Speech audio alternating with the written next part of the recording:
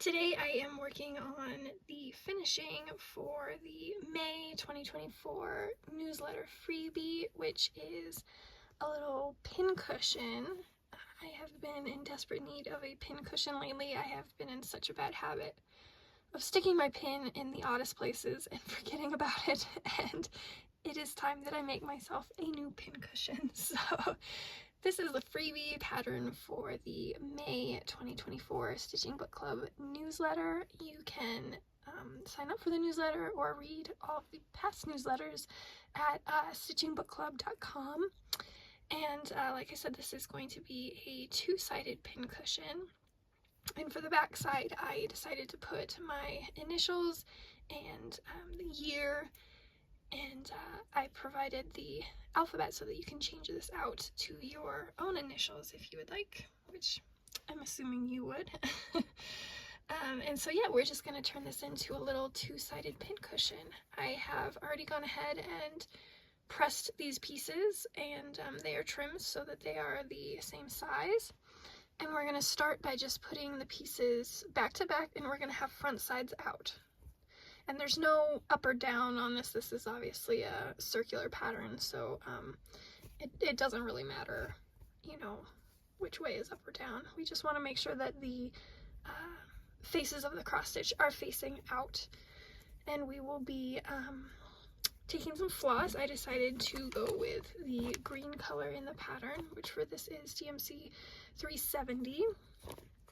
And we are going to just be stitching along this outer border of our cross stitch with a running stitch, and then we're going to stuff the little pillow, and we're going to fray the edges as well. So I'm going to go ahead and get some floss prepared here. So I always use loop start when I stitch, even when I do, you know, finishing stitches. So I have a single strand of floss that is quite long, and I am going to thread both ends of my floss through the needle. And like I said, we're going to do a running stitch, and so to do this, I'm going to pick just an easy spot to start. So I'm going to pick this corner up here, and I do not want my my running stitch to be right against these cross stitches. I think I'm going to leave 2 stitching spaces in between my cross stitch and my running stitch. So I'm going to start stitching here. As you can see, it's 2 holes up from the corner of my cross stitch, and I'm just going to run along that seam there, that line of stitching holes. So what I'm going to do is I'm actually going to start on the back, and I'm actually going to separate my pieces. I'm going to go down, so see I've got my cross stitch facing out. I'm going to go down through that same hole, so 2 stitching spaces. And obviously on the back, starting on the back side, I'm at the right corner. And I'm going to go down through that, pull up some floss, and then I'm going to grab my front side, and I'm going to kind of place it, you know, like I want it on my back cushion. And so now what was, when we were looking at the back side, what was the top right corner on our front piece is going to be the top left corner. So on our front piece, I'm going to go through that same hole, 2 spaces up from the top left corner. I'm going to pull some floss. Now I'm going to go over just 1 hole to the right on my front. I'm going to insert my floss. And now on my back side, you know, these are sandwiched together, so we're kind of working in between the 2 pieces of fabric right now. I'm going to go 1 stitch to the right on my back side as well. Pull that through a bit. And like I said, I use loop start. So at the end of my floss, I have this little loop. I'm going to put my needle through it and pull. This is a little tough because it's going through 2 pieces of fabric.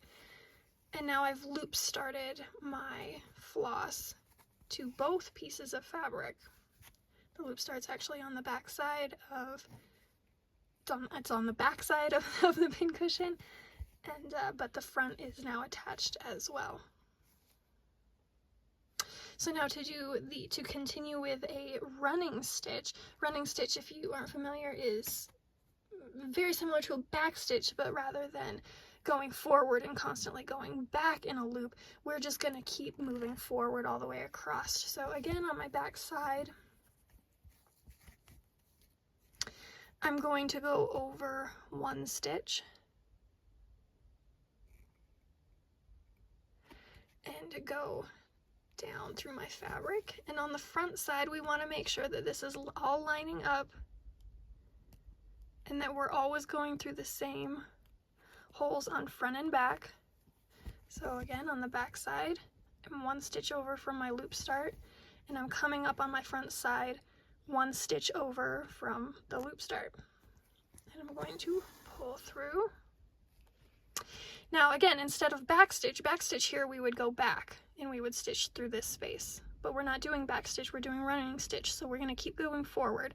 So I'm going to go to the next stitch over, we're on the front side. I'm going to go to the next stitch over and go down. And on the back side, we want to make sure that, again, that we're getting all lined up. I'm going through one stitch over on the back side. And I'm going to pull through. And again, we're just going to keep going one stitch over. Check the front side.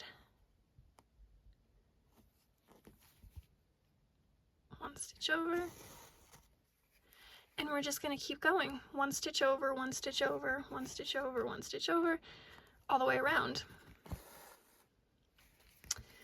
But actually, as we continue to work, as we continue to keep going forward, I'm going to go ahead and just work on this, and I'll skip forward. You will likely have to, obviously, pause this video to catch up with me if you are working on this project as we go. But we actually do not want to go all the way around. We want to, to continue across. When we get to the corners, make sure that we're still getting that 2 stitching space away. So we want to stitch, over extra far so that we get to this row or this column of holes right here. And we only want to go about, I'd say, to here around. So we want to continue stitching around and around, and we want to stop about here, because before we sew this up completely, actually maybe even a little less, maybe even just down here, because before we sew this up all the way, we need to stuff this.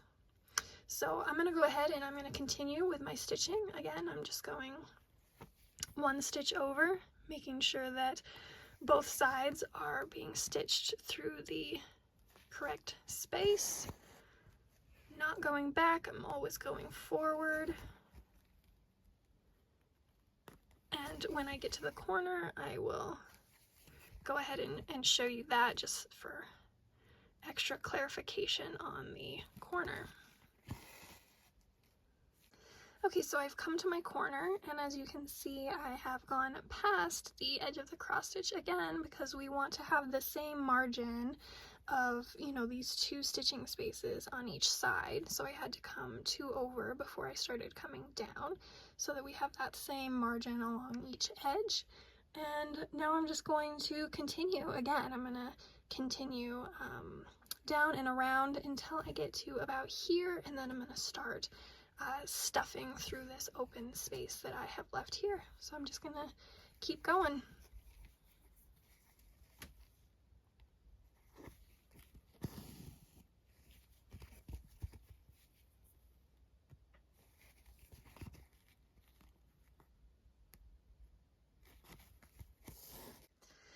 Alright, so I have made it around, and I went ahead and stopped just past this first corner. I felt like that was a good amount of space for me to be able to get my fingers in there to stuff this little pillow that we have. And for stuffing, I normally use polyfill for, making little pillows and things. But another thing that I like to do is to use my Ort floss. So Here is all of my old floss. This entire thing is from 2023. I have a new little box that I started at the beginning of the year, so all of this is from 2023. I suppose I could have put 2023 on the back of this, and then stuffed it with all my 2023 floss. But yeah, that's what I'm gonna do. I'm gonna use this as stuffing, and it actually takes surprising amount of Ort floss to stuff a little pillow. I don't know how much of this I'm gonna use, but my guess is I'm gonna use a lot of it. So I'm gonna go ahead and start stuffing my little pillow here.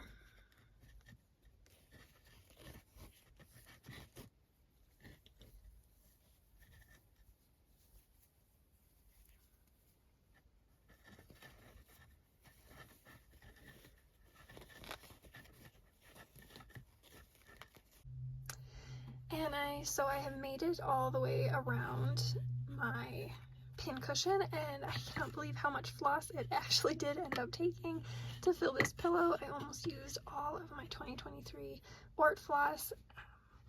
So I am here at the corner. This is where we started up here, and so I put the last stitch in right at the top there. So my floss is on the back side, and now I just need to tie this floss off. So what I'm going to do is I'm going to split my two pieces of fabric here. I am going to go just back one stitch into that corner. I think that'll make the nicest looking stitch here. And I'm just going through the back piece of fabric. I'm not going through both, I'm just going through the back piece of fabric, and I'm pulling through. So now that corner is a nice little square there. And I'm in between my pieces of fabric. I'm just gonna do a sewing knot here. So I'm gonna pull that tight. I'm gonna insert my needle just into a small piece of fabric, push it up, take my floss, wrap it around 3 times, and pull through. So now my floss is tight, or it's knotted. So now what I'm going to do is I'm just going to take my needle and I'm going to put it just into the pincushion. So my needle is now just inside the pincushion. It's not coming out of either side, it's just in there. I'm going to push a ways down as far as I can go till I can barely hang on to it up here, and then I'm going to push it out. It's coming out right there for me. I'm going to grab that end and pull it out.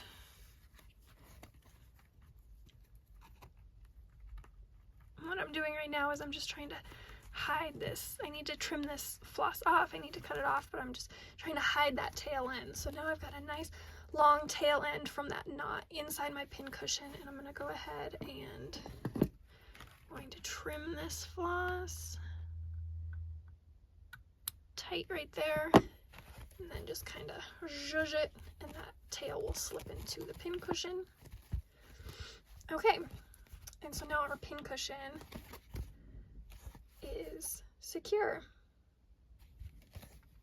So what I want to do now is I want to finish this by fraying these edges, and looking at this now I can tell that this is a little large. I don't want the frayed edges to be quite this big. I want to fray my fabric up to the stitching space before where we just sewed. You don't want to fray all the way up to your running stitch. Otherwise that running stitch will just come right out. So I'm gonna fray up to either 1 or 2 stitches away, probably just the 1 away. I think that'll keep it secure enough. But first I'm gonna go through and just trim a little bit of this off. I don't think I want the frayed edge to be quite that big, so maybe take off about this much. So I'm gonna go ahead and go through and cut off some of this excess fabric first.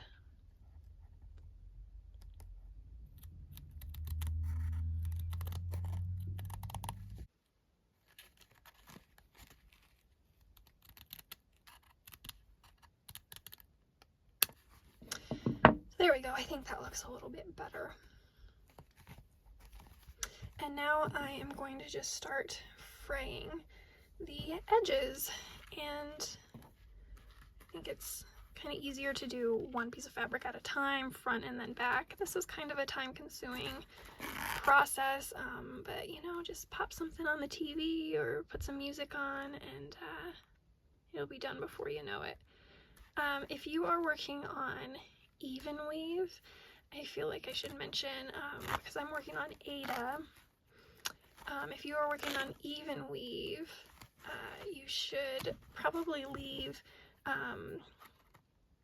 like 2 fibers worth of space once you start fraying it.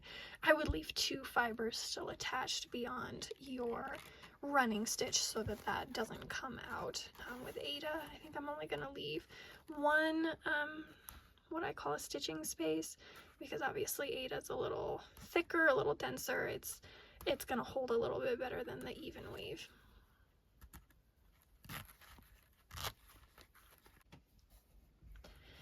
And here we are with the finished pincushion. These frayed parts should kind of soften up a little bit. You know, the longer it's in use, they're a little bit stiff and jagged right now, but they should soften up a bit. And I usually like to stick my pin in the back side. I don't usually like to stick my pin in any of the actual stitching, so that's another one of the reasons why I went with just the basic initials and year on the back, so that I could use all this empty space to actually stick the pins. But if you wanted to, you could stitch, you know, a duplicate of the front for the back. But there it is, there you have it. 2-sided pin cushion. Once again, this is a freebie pattern that I have available in the May 2024 Stitching Book Club newsletter, which you can find at stitchingbookclub.com. And that's it. Thanks for watching, everybody.